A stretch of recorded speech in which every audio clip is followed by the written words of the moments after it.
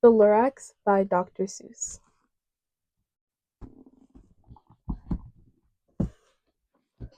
At the far end of town where the grickle grass grows, and the wind smells slow and sour when it blows, and no birds ever sing except old crows, is the street of the lifted Lorax.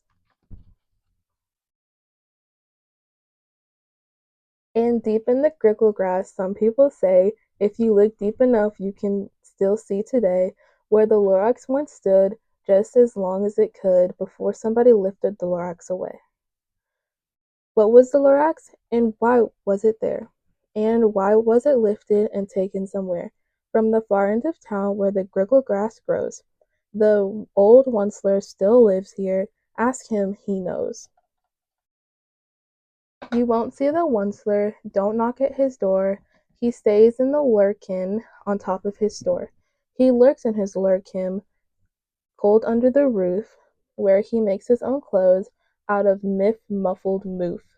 And on special dark midnights in August he peeks out of the shutters, and sometimes he speaks and tells how the Lorax lifted away.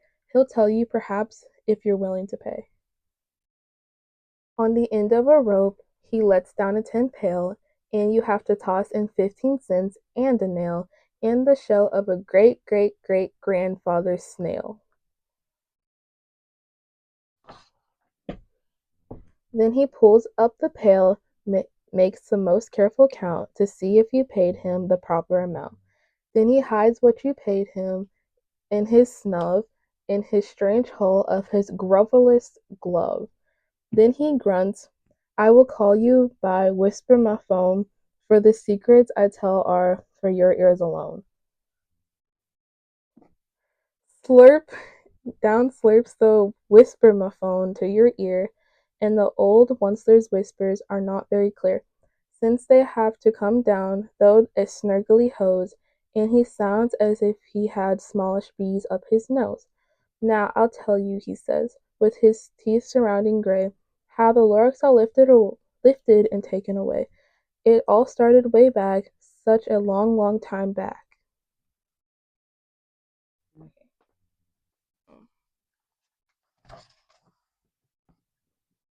Way back in the days when the grass was still green, and the pond was still wet, and the clouds were still clean, and the song of the swoomy swans rang out in space, one morning I came to this glorious place, and I first saw the trees, the truffula trees, the bright-colored truffs of the truffula trees, mile after mile in the fresh morning breeze.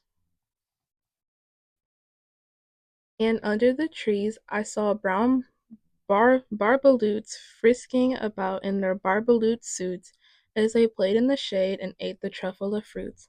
From the rippleless pond came the comfortable sound of the humming fish humming while splashing around. But those truffula trees, all my life I'd been searching for trees such as these. The touch of their troughs was much softer than silk, and they had the sweet smell of fresh buttery milk. I felt a great leaping of joy in my heart. I knew just what I'd do. I unloaded my cart. In no time at all, I had built a small shop. Then I chopped down a truffle tree with one chop, and with a great skillful skill, with great speedy speed, I took the soft truft and knitted a thneed.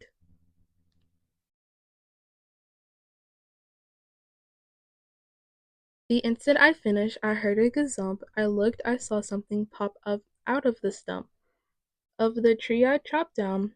It was sort of a man. Describe him, that's hard. I don't know if I can. Yeah. He was shortish and oldish and brownish and mossy, and he spoke with a voice that was sharpish and bossy. Mister, he said, with a sawdusty sneeze, I am a Lorax. I speak for the trees. I speak for the trees have no tongues, and I'm asking you, sir, at the top of my lungs. He was very upset, and he shouted and puffed, what was that thing you've made out of my truffula? Truff.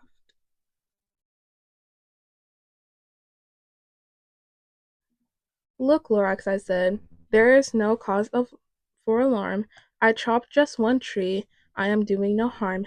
I'm being quite useful. This thing is a need. A need is a fine something that all people need. A shirt, it's a shirt, it's a sock, it's a glove, it's a hat, but it has other uses, yes, far beyond that. You can use it for carpets, for pillows, for sheets or curtains, or covers for bicycle seats. The Lorax said, "Sir, you're crazy with greed. There is no one on earth who would buy that fool need." But the very next minute I proved he was wrong, for just at that minute a chap came along, and he thought that the Thneed I knitted was great. He happily bought it for $3.98. I laughed at the Lorax. You poor stupid guy. You never can tell what some people will buy." "I repeat," cried the Lorax, "I speak for the trees." "I'm busy," I told him. "Shut up, if you please." I rushed across the room, and in no time at all built a radio phone. I put in a quick call. I called my brothers and uncles and aunts, and I said, "Listen here, here's a wonderful chance for the whole Onceler family to get mighty rich. Get over here fast, take the road to North Nitch, turn left at Weehawken, sharp right at South Stitch." And in no time at all, in the factory I built, the whole Once family was working full tilt. We were knitting needs, just as busy as beads, to the sound of chopping of the truffula trees. Then, oh baby, oh, how my business did grow. Now chopping one tree at a time was too slow. So I quickly invented my super axe hacker, which whacked off 4 truffula trees at one smacker. We were making needs 4 times as fast before, and that Lorax, he didn't show up anymore. But the next week, he knocked on my new office door. He snapped, "I'm the Lorax who speaks for the trees, which you seem to be chopping as fast as you please. But I'm also in charge of the brown barbaloots who played in the shade in their barbaloot suits and happily lived eating truffula fruits. Now, thanks to your hacking up my trees to the ground, there's not enough truffula fruit to go around, and my poor barbaloots are all getting the crummies because they have gas and no food in their tummies. They loved living here, but I can't let them stay. They'll have to find food, and I hope they may. Good luck, boys," he cried and sent them away. I, the Wanderer, felt sad as I watched them all go, but business is business, and business must grow, regardless of the crummies and tummies, you know. I meant no harm, I most truly did not, but I had growed bigger, so bigger I got. I biggered my factory, I biggered my roads, I biggered my wagons, I biggered the loads of the needs I shipped out. I was shipping them forth to the south, to the east, to the west, to the north. I went right on biggering, selling more needs, and biggered my money, which everyone needs. Then again he came back. I was fixing some pipes when the old nuisance Lorax came back with more gripes. "I'm the Lorax," he coughed and whiffed. He sneezed and snuffled and snargled. He sniffed. "Onceler," he cried with a cruffulous croak. "Onceler, you making such smokeless smoke. My poor swoomy swans, why they can't sing a note. No one can sing who has smog in his throat." And so said the Lorax, "Please pardon my cough. They cannot live here, so I'm sending them off. Where will they go? I don't hopefully know. They may have they may have to fly for a month or a year to escape the smog you've smogged up around here." What what more? Snapped the Lorax. His dander was up. "Let me say a few words about Gluppity Glup. Your machine checks on day and night without stop, making Gluppity Glup and also Scloppity Sclop. And what do you do with this leftover goo? I'll show you, you dirty old once-there man, you. You're glumping the pond where the humming fish hummed. No more can they hum, for their gills are gummed. So I'm sending them off. Oh, their future is dreary. They'll walk on their fins, and woefully weary, in search of some water that isn't so smeary. And then I got mad. I got terribly mad. I yelled at the Lorax, "Now listen here, Dad.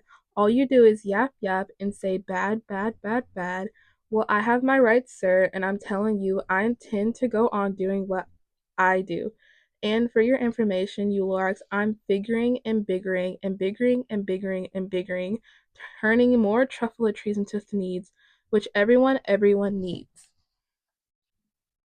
And at that very moment, we heard a loud whack from outside in the fields came a sickening smack from the axe on a tree. Then we heard the tree fall, the very last truffula tree of them all.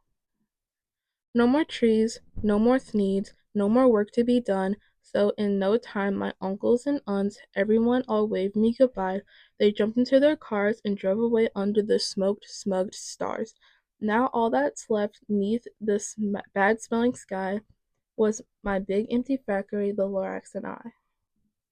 The Lorax said nothing. He gave me a glance, just gave me a very sad backward glance. He lifted himself by his seat in his pants. I'll never forget the grim look on his face when he hesitated himself and took time of this place through the hole in the smog without leaving a trace. And all that the Lorax left here is in this mess was a small pile of rocks with one more word, unless. Whatever that meant, well, I couldn't guess. That was long, long ago, but each day since that day, I've sat here and worried away. Though the years, while my buildings have fallen apart, I've worried about with all my heart. But now, says the Onceler, now that you're here, the word of the Lord seems perfectly clear.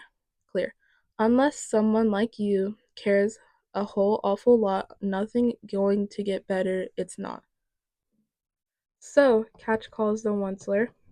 He lets something fall. It's a truffula seed. It's the last one of them all. You're in charge of the last truffula seeds, and truffula trees are what everyone needs. Plant a new truffula, treat it with care, give it clean water, and feed it fresh air. Grow a forest protected from axes and hack, then the Lorax and all his friends may come back.